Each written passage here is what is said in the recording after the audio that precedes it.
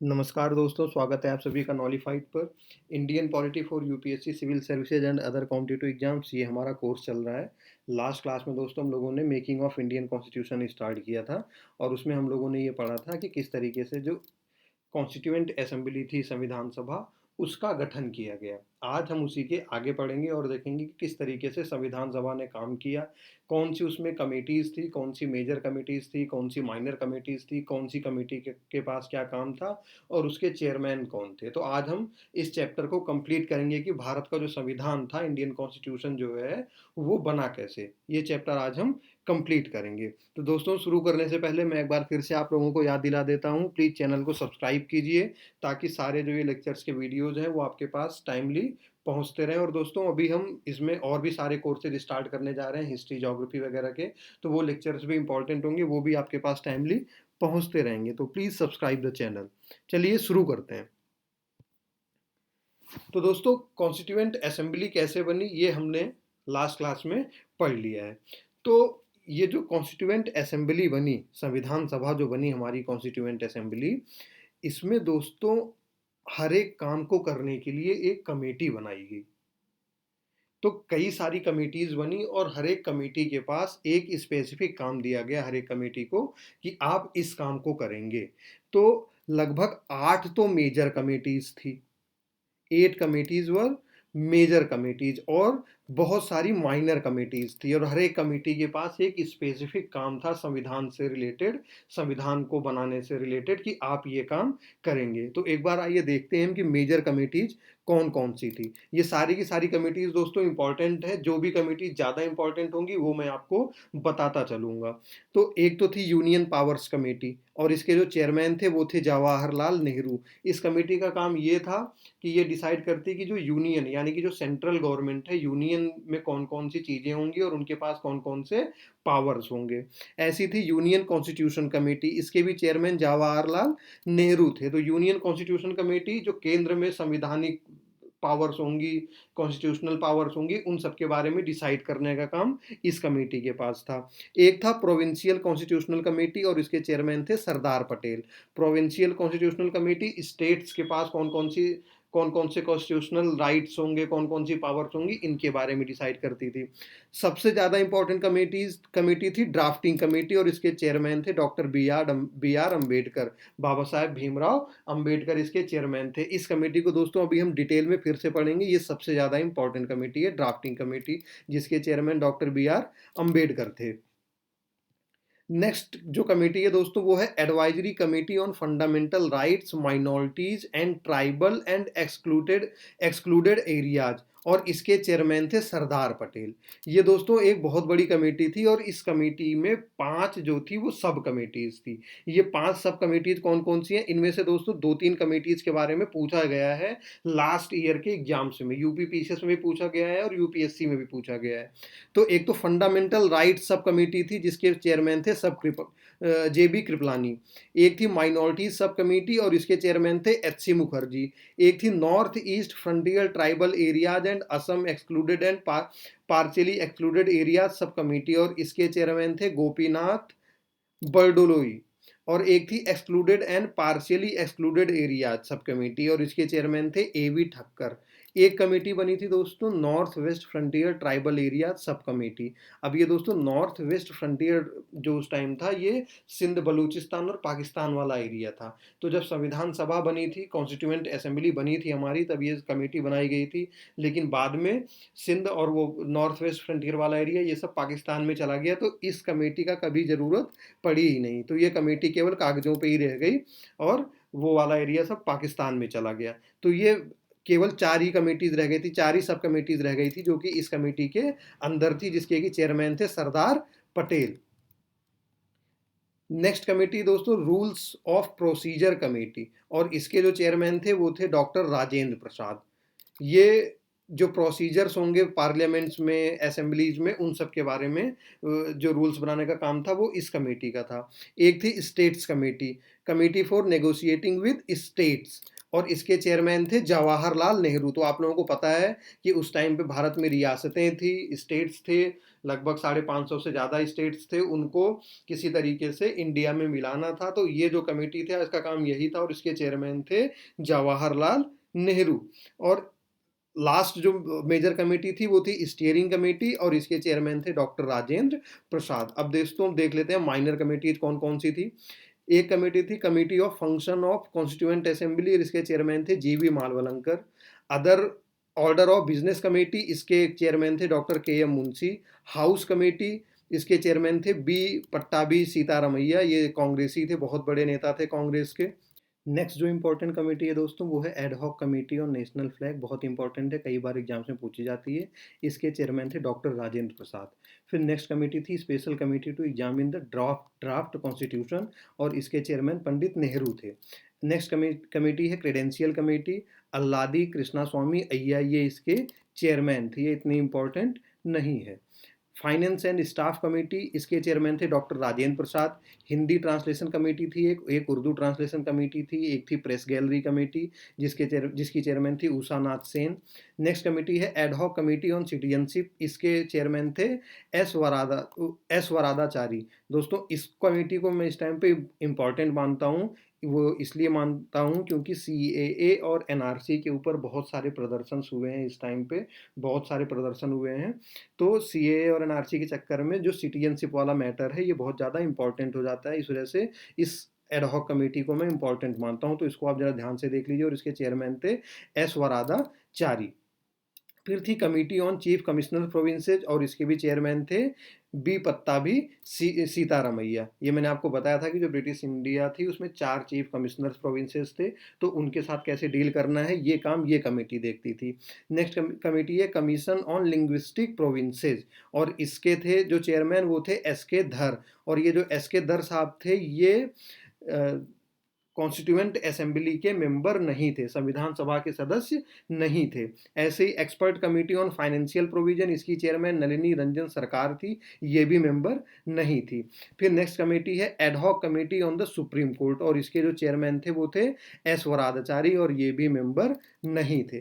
तो ये दोस्तों मैंने आपको बताई मेजर और minor committees Indian constituent assembly की, और ये सारी की सारी कमेटीज लगभग इंपॉर्टेंट है। इनमें से भी कौन सी कमेटीज इंपॉर्टेंट है जो भी आ सकती है इसके बारे में मैंने आपको बताया। आगे चलते हैं दोस्तों, मैंने आपको बताया था कि ड्राफ्टिंग कमेटी थी जिसके चेयरमैन थे बाबा साहब भीमराव अंबेडकर।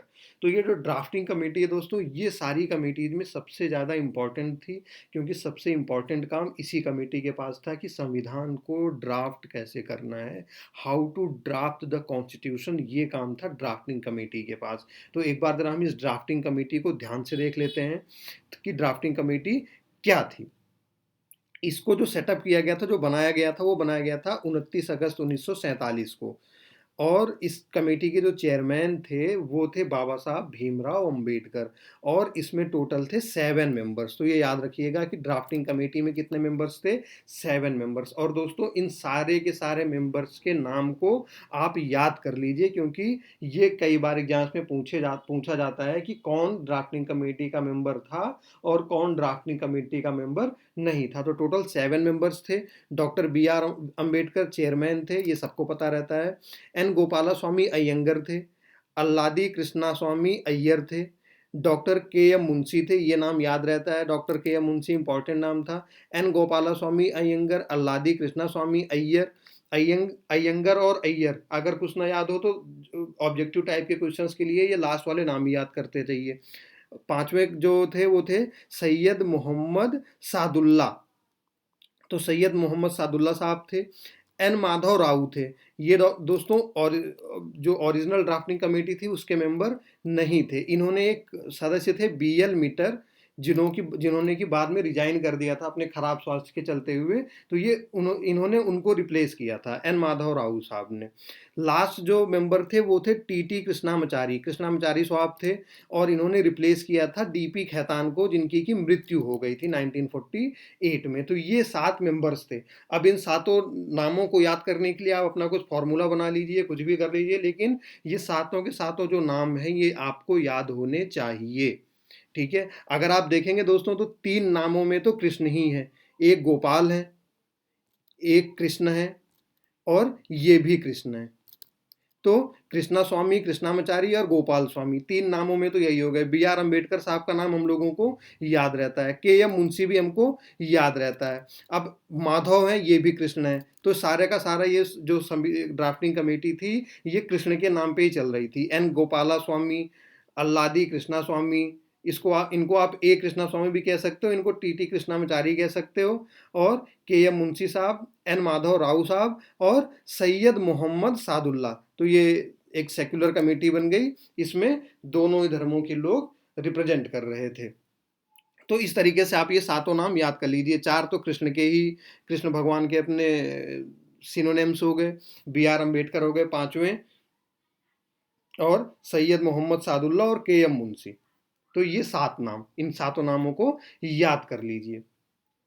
तो दोस्तों ये जो ड्राफ्टिंग कमेटी था इसका क्या काम था कि जो दूसरी कमेटीज थी मेजर और माइनर, वो सारी की सारी जो कमेटीज थी वो अपने जो उनके विषय थे, जिस विषय पे उनको काम करना था उसके ऊपर सारे के सारे जो आर्टिकल्स थे, जो कानून थे, जो लॉज थे, उनको बनाती थी, उनका एक प्रपोजल तैयार करती थी और उसको ड्राफ्टिंग कमेटी के पास लेके आती थी। और फिर वो ड्राफ्टिंग कमेटी उन सारे के सारे प्रपोजल्स को एक एक रूप में, संविधान के रूप में ड्राफ्ट करता था। ठीक है, तो सारे के सारे जो इनके पास प्रपोजल्स आ गए थे, उन सारे प्रपोजल्स को ध्यान में रखते हुए इन्होंने फरवरी 1948 में भारतीय संविधान का सबसे पहला ड्राफ्ट पब्लिश किया। इंडियन कॉन्स्टिट्यूशन का सबसे पहला जो ड्राफ्ट पब्लिश किया वो फरवरी 1948 में किया, सारी कमेटी से उनके सारे के सारे प्रपोजल्स को लेने के बाद। और लोगों को 8 महीने का टाइम दिया, पूरी जनता को, सारे इंडियंस को 8 महीने का टाइम दिया कि ये संविधान है, इसको हम प्रपोज कर रहे हैं, ये इसका संविधान का ड्राफ्ट है, ये प्रपोज कर रहे हैं। 8 महीने का आप लोगों के पास टाइम है, इसको पढ़िए और अगर आपको इसमें कुछ भी सुधार करना है तो वो सुधार हमको बताइए, हम इसमें वो सुधार करेंगे, उसके बारे में सोचेंगे। फिर लोगों ने कुछ पब्लिक कमेंट्स आए, कुछ इसके क्रिटिसिज्म हुए, कुछ सजेशंस मिले। इस तरीके से दोस्तों अक्टूबर 1948 में फिर इसका जो फाइनल ड्राफ्ट था, इसका जो सेकंड ड्राफ्ट था वो पब्लिश किया गया। ठीक है, और इसको पब्लिश करने में ये जो ड्राफ्टिंग कमेटी थी इन्होंने लगभग 141 डेज का टाइम लिया। तो जो पहला ड्राफ्ट था वो पब्लिश हुआ फरवरी 1948 में, लोगों को 8 महीने का टाइम दिया गया, लोगों ने अपने डिसीजन दिए, सजेशंस दिए, एडवाइसेस दी, उन सबको ध्यान में रखते हुए फिर जो सेकंड ड्राफ्ट था वो अक्टूबर 1948 में पब्लिश किया गया। ये देख सकते हैं दोस्तों इस तस्वीर में, ये संविधान सभा है, ये कॉन्स्टिट्यूएंट असेंबली है, और इसमें इस तरीके से ये सारे के सारे जो लीडर्स थे ये बैठ के बहस करते थे। आप ये सरदार पटेल को देख सकते हैं और ऐसी और जो सारे लीडर्स हैं वो बैठे हुए हैं। ये कॉन्स्टिट्यूएंट असेंबली की फोटो है। तो दोस्तों इस तरीके से ये संविधान बनाने का काम चालू हुआ कमेटीज के थ्रू। अब कॉन्स्टिट्यूशन का इनेक्टमेंट कैसे हुआ ये मैं आपको बता देता हूँ। जो इसका फाइनल ड्राफ्ट था कॉन्स्टिट्यूशन का हमारे, उसको असेंबली में इंट्रोड्यूस किया डॉक्टर अंबेडकर ने 4 नवंबर 1948 को। 4 नवंबर 1948 को जो पहली बार इन्होंने पूरे के पूरे संविधान को संविधान सभा के सामने प्रपोज किया, उसको सबमिट किया। ठीक है, अब जब पहली बार ये सबमिट हुआ तो कॉन्स्टिट्यूएंट असेंबली ने, संविधान सभा ने इसके ऊपर एक जनरल डिस्कशन की, और ये जनरल डिस्कशन लगभग 5 दिनों तक चली। ठीक है, उसके बाद दोस्तों सेकंड रीडिंग इसकी चालू हुई 15 नवंबर 1948 से। अब ये जो सेकंड रीडिंग थी ये डिटेल्ड रीडिंग थी, ये क्लॉज बाय क्लॉज रीडिंग थी, एक एक क्लॉज के ऊपर ढंग से बहस किया गया। अब आप इस चीज, ये इतनी डिटेल्ड रीडिंग थी दोस्तों कि आप ये समझिए कि इस सेकंड रीडिंग को करने में लगभग 1 साल लग गए। नेक्स्ट नवंबर 1949 तक ये सेकेंड रीडिंग चली, और ऐसा कहा जाता है कि इसमें लगभग 2,500-3,000 अमेंडमेंट्स हुए। जो ड्राफ्ट बना हुआ था उन अमेंडमेंट्स के ऊपर चर्चा हुई, और इस तरीके से फिर ये जो सेकेंड रीडिंग थी ये बहुत लेंदी चली। तो इस सेकेंड रीडिंग से फिर एक फाइनल कॉन्स्टिट्यूशन बना, और उसकी जो थर्ड रीडिंग थी वो 14 नवंबर 1949 से चालू की गई। ठीक है। और उसके बाद जब ये थर्ड रीडिंग भी हो गई, उसके बाद फिर डॉक्टर अंबेडकर ने एक मोशन को मूव किया, कॉन्स्टिट्यूएंट असेंबली में एक प्रस्ताव लेकर आए। उस प्रस्ताव को कहा जाता है the constitution as settled by assembly be passed. यानी कि अब ये जो मोशन है ये अगर पास हो गया तो ये जो हमारा फाइनल कॉन्स्टिट्यूशन है इसको हम पास मानेंगे। और फिर इस मोशन को डिक्लेयर किया गया कि ये पास हो गया 26 नवंबर 1949 को। ये दोस्तों बहुत ही इंपॉर्टेंट डेट है, 26 नवंबर 1949, 26 ऑफ नवंबर 1949। मैंने आपको बताया था 26 ऑफ नवंबर को कॉन्स्टिट्यूशन डे मनाया जाता है, संविधान दिवस मनाया जाता है। क्यों, ये भी आपको बताया, क्योंकि इसी दिन जो मोशन था ये पास हुआ था, संविधान को पास करने का कॉन्स्टिट्यूएंट असेंबली में। और संविधान की बहुत सारी धाराएं 26 नवंबर 1949 को ही देश में लागू कर दी गई थी। बहुत सारी, मतलब कि संविधान का एक छोटा सा हिस्सा जो इंपॉर्टेंट था वो 26 नवंबर 1949 को ही लागू कर दिया गया था। मैं आपको कुछ पिक्चर्स दिखाता हूं। ये देखिए दोस्तों, ये फाइनल ड्राफ्ट है और इसके ऊपर जो संविधान सभा के सदस्य हैं ये सब के सब साइन कर रहे हैं। ये आप इनको पटेल साहब को देख सकते हैं, अपने सरदार पटेल को। ये संविधान सभा का जो फाइनल ड्राफ्ट है वो जो संविधान सभा के चेयरमैन थे डॉक्टर राजेंद्र प्रसाद, उनको दिया गया। और चेयरमैन ने भी संविधान के ऊपर जो फाइनल ड्राफ्ट था संविधान का उसके ऊपर साइन किया है। ये आप देख सकते हैं पंडित नेहरू साइन कर रहे हैं फाइनल ड्राफ्ट ऑफ कॉन्स्टिट्यूशन के ऊपर। तो दोस्तों ये जो संविधान का फाइनल ड्राफ्ट था इसके ऊपर टोटल 284 मेंबर्स ने साइन किए, जबकि संविधान सभा में टोटल मेंबर्स कितने थे, 299 मैंने आपको बताया था। लेकिन 15 लोग उस टाइम पे एब्सेंट थे, कुछ लोग एक्सपायर हो गए थे और कुछ लोग वहां पर उस समय मौजूद नहीं थे। तो टोटल कितने लोगों ने साइन किया संविधान के फाइनल ड्राफ्ट के ऊपर, 284 लोगों ने। ठीक है। और यही जो डेट है 26 ऑफ नवंबर 1949, यही डेट प्रीएम्बल में मेंशन्ड भी है। ये भी कई बार एग्जाम में पूछा जाता है कि प्रीएम्बल में कौन सी डेट मेंशन है। तो प्रीएम्बल में मेंशन है 26 ऑफ नवंबर 1949 और प्रीएम्बल में ये लिखा गया है कि आज के इसी दिन से हम भारतीय संविधान को भारत में लागू करते हैं, 26 नवंबर 1949 को।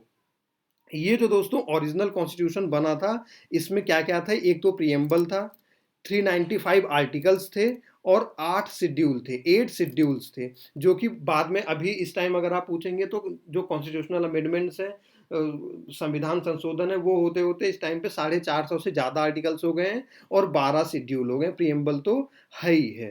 ठीक है। ये जो प्रीएम्बल है दोस्तों ये सबसे लास्ट में इनेक्ट हुआ, पहले पूरा का पूरा कॉन्स्टिट्यूशन को इनेक्ट कर दिया गया, पूरे देश में लागू कर दिया गया, लास्ट में कौन क्या लागू हुआ, प्रीएम्बल लागू हुआ। मैं आपको डॉक्टर अंबेडकर के बारे में बता देता हूँ। ये पहले लॉ मिनिस्टर थे, जो कॉन्स्टिट्यूएंट असेंबली वाली गवर्नमेंट थी उसमें भी ये लॉ मिनिस्टर थे। इनको फादर ऑफ कॉन्स्टिट्यूशन कहा जाता है, आर्किटेक्ट ऑफ कॉन्स्टिट्यूशन कहा जाता है और मॉडर्न मनु कहा जाता है। ये तीनों इनाम याद रखिएगा, ये तीनों इनाम कभी ना कभी किसी न किसी एग्जाम में पूछ लिए जाते हैं। तो दोस्तों इनैक्टमेंट ऑफ कॉन्स्टिट्यूशन मैंने आपको बता दिया 26 नवंबर 1949, 26 ऑफ नवंबर 1949 को हुआ। अब इन्फोर्समेंट कैसे हुआ, तो दोस्तों 26 नवंबर 1949 को जब इसको इनेक्ट किया गया तो कुछ इसके प्रोविजंस थे जो कि उस दिन लागू किए गए। कौन कौन से प्रोविजंस थे, सिटीजनशिप, इलेक्शंस, प्रोविजनल पार्लियामेंट यानी कि जो constituent assembly as a provisional parliament, temporary parliament की तरह काम कर रही थी, उससे रिलेटेड जो भी प्रोविजंस थे वो सब। और ये सारे के सारे प्रोविजंस जो थे वो इन आर्टिकल्स में कवर होते हैं, 5, 6, 7, 8, 9, 63, 24, 66। इनके बारे में हम डिटेल में पढ़ेंगे बाद में, लेकिन ये प्रोविजंस आप याद रखिएगा कि कौन कौन से प्रोविजंस 26 ऑफ नवंबर 1949 को लागू किए गए। तो citizenship, election and provisional parliament, ये इंपॉर्टेंट है, बहुत बार एग्जाम्स में पूछा जाता है। ठीक है। जो मेजर पार्ट था दोस्तों वो 26 जनवरी 1950 को लागू किया गया। 26 जनवरी की डेट ही क्यों चुनी गई कि 26 नवंबर को कॉन्स्टिट्यूशन बन गया था 1949 में, तो फिर 26 जनवरी 1950 तक वेट क्यों किया, इसकी एक हिस्टोरिकल इंपॉर्टेंस है। वो हिस्टोरिकल इंपॉर्टेंस क्या है दोस्तों, क्योंकि 26 जनवरी 1930 को पूर्ण स्वराज की मांग की गई थी after the Lahore session of Congress. ये लाहौर सेशन ऑफ कांग्रेस कब हुआ था, दिसंबर 1929 में। और इस सेशन के बाद कांग्रेस ने अंग्रेजों से कहा था कि हमको अब पूर्ण स्वराज्य चाहिए, हमको भारत के ऊपर भारतीयों का शासन चाहिए, अपना शासन चाहिए। और इस पूर्ण स्वराज की मांग को इन्होंने सबसे पहले कब मांगा था? 26 जनवरी 1930 को। तो इसी डेट को हिस्टोरिक बनाने के लिए, 26 जनवरी को हिस्टोरिक बनाने के लिए ये कहा गया कि हम जो संविधान है इसको लागू करेंगे 26 जनवरी को ही। तो 26 जनवरी 1950 को संविधान को लागू किया गया। और जैसे ही ये संविधान हमारा लागू हुआ, मैंने आपको बताया था कि जब तक संविधान नहीं बन जाता तब तक ये प्रोविजन था कि जो इंडिया की गवर्नेंस होगी, जो इंडिया के ऊपर शासन होगा, वो गवर्नमेंट ऑफ इंडिया एक्ट 1935 के तहत होगा। तो जैसे ये संविधान लागू हुआ दोस्तों, तो जो इंडिया इंडिपेंडेंस एक्ट ऑफ 1947 था और गवर्नमेंट ऑफ इंडिया एक्ट 1935 था, ये दोनों के दोनों ऑटोमेटिकली रिपील हो गए। ये भी एक बार एग्जाम में पूछा गया है कि government of India act 1935 Bharat में कब तक इनेक्ट रहा है? तो ये तब तक इनेक्ट रहा है जब तक कि हमारा जो संविधान था वो लागू नहीं हो पाया, और वो लागू हो गया था 26 नवंबर 1949 को। तो 26 नवंबर 1949 से ही ये दोनों के दोनों जो कानून थे ये इंडिया से रिपील हो गए। अब मैं दोस्तों आपको कुछ और चीज़ें बता देता हूँ इसके बारे में। एक तो संविधान सभा को क्रिटिसाइज किया जाता है। ये जो टॉपिक है दोस्तों, ये मेंस के लिए ज़्यादा इंपॉर्टेंट है। जो सिविल सर्विसेज के मेंस होते हैं, यूपीएससी के लिए भी और स्टेट पीएससी के लिए भी, इनका क्रिटिसिज्म जो है वो किन पॉइंट्स के ऊपर किया जाता है? एक तो ये कहा जाता है कि नॉट ए रिप्रेजेंटेटिव बॉडी। मैंने आपको बताया था कि ये इनडायरेक्टली रिप्रेजेंटेटिव बॉडी थी, लोगों ने डायरेक्ट नहीं चुना था। तो एक तो ये कहा जाता है कि इसको इनडायरेक्ट चुना गया था। फिर कहते हैं नॉट ए सॉवरेन बॉडी। ये कहते हैं कि ये बॉडी कोई सॉवरेन बॉडी नहीं थी, यानी कि जब तक भारत आज़ाद नहीं हुआ था तब तक ये अंग्रेजों से पूछ कर ही मीटिंग करते थे, उन्हीं के कहे अनुसार सारे काम करते थे। तो इसको इस पॉइंट पे भी क्रिटिसाइज किया जाता है कि ये एक सॉवरेन बॉडी नहीं थी। और ये कहा गया कि ये टाइम कंज्यूमिंग था बहुत ज़्यादा, लगभग 2 साल 11 महीने 18 दिन का टाइम लिया संविधान को बनाने में। तो ये कहा जाता है कि बहुत ही ज़्यादा टाइम कंज्यूमिंग प्रोसेस था। ये कहा जाता है कि it is dominated by Congress. ये कहा गया कि जो संविधान सभा के सदस्य थे, कॉन्स्टिट्यूएंट असेंबली के जो सदस्य थे, वो अधिकतर सबके सब कांग्रेसी ही थे। तो इसको कांग्रेस ने ही डोमिनेट किया था, यानी कि एक ही आइडियोलॉजी के जो लोग थे उन्होंने डोमिनेट किया था। ये कहा जाता है कि इसमें लॉयर और पॉलिटिशियन का ही डोमिनेशन था। जो दूसरे वर्ग के लोग थे समाज के, उन लोगों को इसमें जगह नहीं दी गई, जैसे डॉक्टर, इंजीनियर, समाज सेवक या कुछ और तरीके के जो लोग थे, उनको इसमें बहुत ज़्यादा जगह नहीं दिया गया था। और जो लास्ट क्रिटिसिज्म इसका होता है वो कहा जाता है कि it is dominated by Hindus. ये दोस्तों जो ब्रिटेन के प्राइम मिनिस्टर थे विंस्टन चर्चिल, उन्होंने भी कहा था कि केवल एक ही मेजर कम्युनिटी का इसमें वर्चस्व है, हिंदूज का, जो इंडिया की कॉन्स्टिट्यूएंट असेंबली में। तो ये भी इसका एक क्रिटिसिज्म होता है। हालांकि मैंने आपको बताया था कि इसमें हर वर्ग के, हर संप्रदाय के, हर धर्म के लोगों को रिप्रेजेंटेशन दिया गया था, लेकिन फिर भी ये कहा जाता है कि इसको हिंदूज ने ही इसको डोमिनेट किया था, क्योंकि इसके अधिकतर मेंबर जो थे वो हिंदूज ही थे। अब दोस्तों मैं आपको कुछ इंपॉर्टेंट फैक्ट्स बता देता हूँ जो कि एग्जाम्स के लिए बहुत ही ज़्यादा इंपॉर्टेंट हैं। ये एक एक फैक्ट्स जो है कभी ना कभी एग्जाम में आए हैं और इनके आगे भी आने की बहुत ज़्यादा संभावना रहती है। तो सबसे पहले मैं आपको बताता हूँ कि एलिफेंट को जो संविधान सभा था उसने अपना सील, जो मुहर होती है, उसको अडॉप्ट किया था एलिफेंट को। ठीक है, तो एलिफेंट जो थी, मतलब एलिफेंट का जो मुहर होता है वो इसका ऑफिशियल सील थी संविधान सभा की। सर बी एन राव जो थे वो कॉन्स्टिट्यूशनल एडवाइजर थे।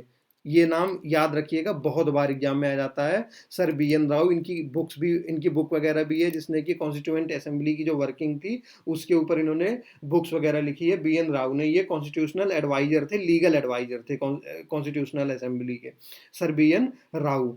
एच वी आर अयंगर थे सेक्रेटरी ऑफ असेंबली, ये याद रखिएगा। ये कई बार इसमें जो है कंफ्यूजन हो जाता है, बी एन राव को लोग सेक्रेटरी बोल देते हैं, एच वी आर अयंगर को कॉन्स्टिट्यूशनल एडवाइजर बोल देते हैं, तो ऐसा नहीं करना।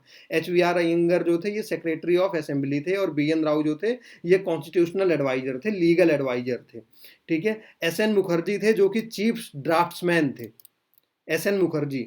एक दोस्तों थे प्रेम बिहारी नारायण रायजादा, ये कैलीग्राफर थे, इन्होंने इंग्लिश में लिखा था इंडियन कॉन्स्टिट्यूशन को। ठीक है, इटैलिक स्टाइल मतलब कि जो टेढ़े अक्षर वाली स्टाइल होती है उसमें। प्रेम बिहारी नारायण रायजादा। ये मैं आपको एक बात बता देता हूँ कि जो ओरिजिनल कॉन्स्टिट्यूशन है वो हैंड रिटन है, हिंदी में और इंग्लिश में, दो लैंग्वेज में उसको हाथों से लिखा गया है। उसके बाद में उसकी प्रेस में छपाई हुई है। तो ये दोस्तों वर्ल्ड का लेंथीएस्ट सबसे बड़ा कॉन्स्टिट्यूशन है, तो इसको इन लोगों ने हाथों से लिखा है, इनकी भी वीरता ही है। तो इंग्लिश वाले वर्जन को लिखा प्रेम बिहारी नारायण रायजादा ने और हिंदी वाले वर्जन को लिखा बसंत कृष्णन वैद्य ने। ये हिंदी के कैलीग्राफर थे और इसको जो डेकोरेट किया था वो नंदलाल बोस ने किया था, जो हिंदी वाला वर्जन था। ये नंदलाल बोस आपको पता है कि पेंटर थे, चित्रकार थे बहुत बड़े। ये मैं आपको एक फोटो दिखाता हूँ, ये प्रेम बिहारी नारायण रायजादा हैं, ये कॉन्स्टिट्यूएंट असेंबली के बाहर ये लिख रहे हैं कॉन्स्टिट्यूशन को, इन्होंने इंग्लिश में लिखा था, ठीक है। और ये देखिए इस तरीके से इसका डेकोरेशन हुआ था, ठीक है। इसका जो डेकोरेशन किया था वो शांति निकेतन के आर्टिस्ट ने किया था। पूरे के पूरे कॉन्स्टिट्यूशन के हर एक पेज को, हर एक उस चीज का डेकोरेशन ठीक से किया गया था और इसको शांति निकेतन के आर्टिस्ट ने किया था, जैसे कि नंदलाल बोस हो गए, ये बेहर राम मनोहर सिन्हा हो गए, ठीक है। ये जो बेहर राम मनोहर सिन्हा है, इन्होंने ही जो प्रियम्बल की आपने फोटो देखी होगी, कई बार न्यूज़पेपर्स में आ जाती है, न्यूज़ चैनल्स पे आ जाती है, जो प्रियम्बल की फोटो है, तो उसका जो डेकोरेशन किया है वो इन्होंने ही किया है, बेहर राम मनोहर सिन्हा ने, ठीक है। ये देखिए इस तरीके से सजाया जाता था। ये पार्ट 13 है कॉन्स्टिट्यूशन का, जिसको कि सजाया गया, ऐसी हर एक पार्ट को, हर एक पेज को ढंग से सजाया जाता था।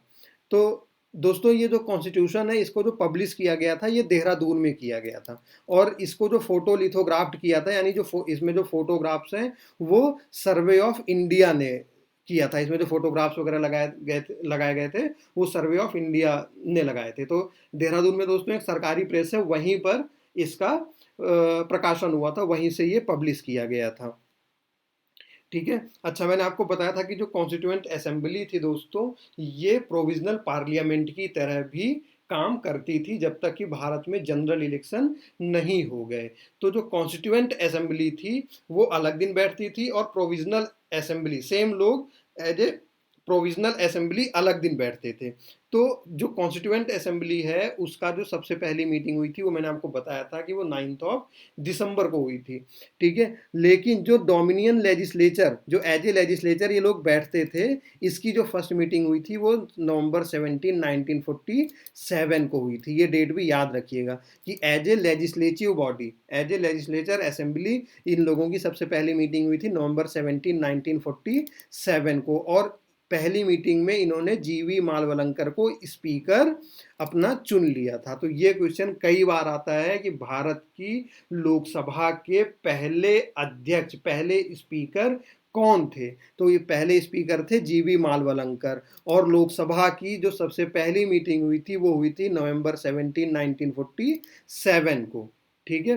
तो दोस्तों ये जो प्रोविजनल पार्लियामेंट था, यानी कि जो ये constituent assembly as a provisional parliament मतलब टेम्परेरी पार्लियामेंट, ठीक है। जैसे आप लोगों ने सुना होगा कि आप लोगों को कॉलेज में प्रोविजनल डिग्रीज मिलती हैं, ठीक है। प्रोविजनल डिग्रीज तब तक काम करती हैं जब तक कि आपकी ओरिजिनल डिग्री आपको मिल नहीं जाती है। तो प्रोविजनल डिग्री एक तरीके से काम चलाऊ डिग्री होती है कि भैया अभी ओरिजिनल डिग्री मिलने में थोड़ा टाइम है, तब तक आप ये प्रोविजनल टेम्परेरी डिग्री ले लीजिए, जहां पर भी आपको ये डिग्री दिखानी है वहां पर आप ये डिग्री दिखा के अपना काम चलाइए। जिस दिन आपको ओरिजिनल डिग्री मिल जाएगी उस दिन इस प्रोविजनल डिग्री को निरस्त माना जाएगा, इसका कोई काम नहीं होगा। तो यही समझिए कि जब तक भारत में आम चुनाव नहीं हुए, जनरल इलेक्शंस नहीं हुए, तब तक ये कहा गया था कि जो कॉन्स्टिट्यूएंट असेंबली है, जो संविधान सभा है, ये भारत की प्रोविजनल असेंबली की तरह काम करेगी, ठीक है। तो ये प्रोविजनल असेंबली तक इन्होंने जो काम किया ये अप्रैल 1952 तक किया। तो इनकी जो as a provisional parliament they cease to exist on April 17 1952। क्यों? क्योंकि इसके बाद भारत में आम चुनाव हो गए और मई 1952 में जो ओरिजिनल पार्लियामेंट थी वो बन गई आम चुनाव के बाद। तो 17 अप्रैल 1952 के बाद प्रोविजनल कॉन्स्टिट्यूशन खत्म हो गया, ये प्रोविजनल कॉन्स्टिट्यूशन निरस्त हो गया, जो कि कॉन्स्टिट्यूशनल असेंबली भी थी, ठीक है। तो दोस्तों ये मेकिंग ऑफ इंडियन कॉन्स्टिट्यूशन वाला जो चैप्टर था ये खत्म होता है। नेक्स्ट चैप्टर हम शुरू करेंगे कल। तो एक बार मैं फिर से आप लोगों को याद दिलाता हूँ, प्लीज़ चैनल को सब्सक्राइब कीजिए, वीडियो को लाइक कीजिए, शेयर कीजिए दोस्तों। आपका सारा का सारा सिलेबस मैं यहाँ पे कंप्लीट करवाऊँगा, तो सब्सक्राइब करते रहिए चैनल को ताकि सारे के सारे जो वीडियोज़ हैं वो आपके पास टाइमली पहुँचते रहें। Thank you.